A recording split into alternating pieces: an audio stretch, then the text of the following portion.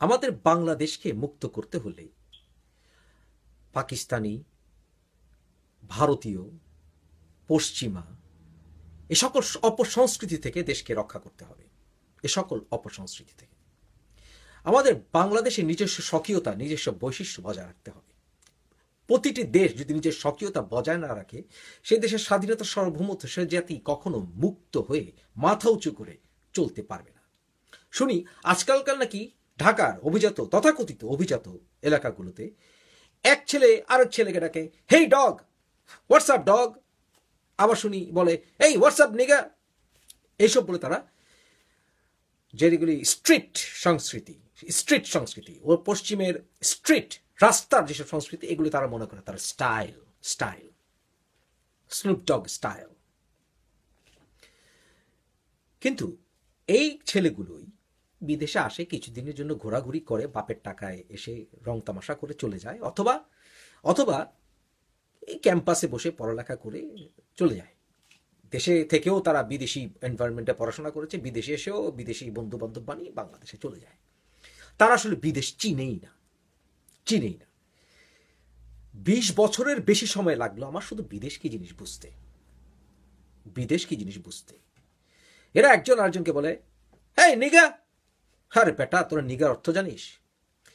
যখন বিদেশে, বিলেতে, আমেরিকায়, পশ্চিমে ভালো লোকগুলো ছাড়া যখন রাস্তায় হেঁটে যাবি, হঠাৎ করে যখন তোকে বলবে hey you go back to your country, তখন বুঝবি দেশ কি জিনিস, তখন বুঝবি বাঙালি হওয়া কি জিনিস, বাংলাদেশি কি জিনিস, তখন বুঝবি।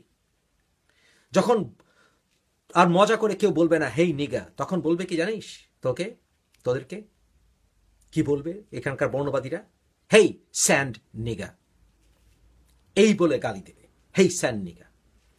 তখন কিন্তু বুঝবি বিদেশ কত মজা। 14,000 বর্ণবাদীর আক্রমণ যখন প্রতি বছর লিস্টেড হবে, তখন বুঝবি যে বাঙালিত্ব কি, গায়ের চামড়ার রং কি। যতই পশ্চিমা ঢঙে কাপড় পরিস, 100% কখনো পশ্চিমা হতে পারবি না।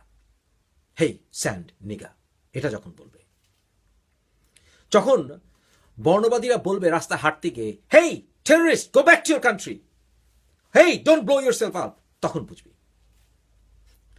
শুধুমাত্র বড় বড় 2-1টা শহরে ঘুরে গেলেই বিদেশ কি জিনিস বোঝা যাবে না।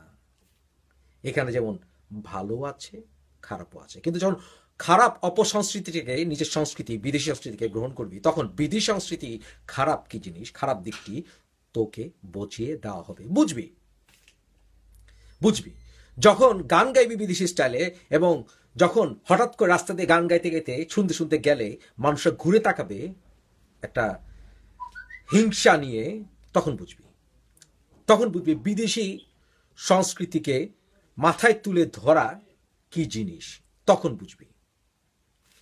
যখন কোনো কিছুর বিনিময়েও বিদেশি বউ বিয়ে করলেও তোকে 100% মেনে নেবে না, তখন বুঝবি যে বিদেশি হতে চাওয়ার মজাটা কি জিনিস। তখন কিন্তু বাংলাদেশের জন্য চোখ দিয়ে পানি পড়বে, এই 2 চোখ দিয়ে তখন ঝুরঝুরায় পানি পড়বে যে আমি কেন বাঙালিও হতে পারলাম না, বিদেশিও হতে পারলাম না। তখন টের পাবি মাম্মি ডাড্ডি কি জিনিস, বাপ মা ছেড়ে মাম্মি ডাড্ডি কি জিনিস, তখন টের পাবি। কারণ তুই দেশকেও চিনিস না, বিদেশকেও চিনিস না, তখন টের পাবি যে ব্যাংলিশ কি জিনিস।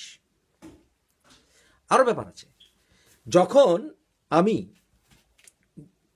আর 10টা ব্রিটিশ থেকে বেশি লেখাপড়া করেছি, আল্লাহ আমাকে করিয়েছে, আর 10টা ব্রিটিশ থেকে আমি অনেকগুলো দেশ ঘুরেছি, এবং আমার জীবনে আর 10টা ব্রিটিশ থেকে আমি বেশি ট্যাক্স পে করেছি।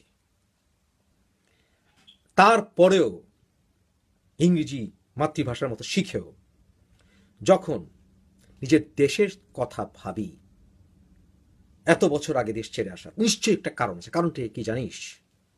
যে অত্যন্ত দুঃখে আমার মাতৃভূমি আমাকে ধারণ করতে পারেনি। আমরা কিন্তু হাসি মুখে বিদেশ আসিনি রং তামাশা করতে, আমরা বাধ্য হয়ে চোখের পানি ফেলে বিদেশ এসেছিলাম। জননী জন্মভূমি আমাদেরকে তার কুসন্তানদের জন্য বাক স্বাধীনতা দিতে পারেনি।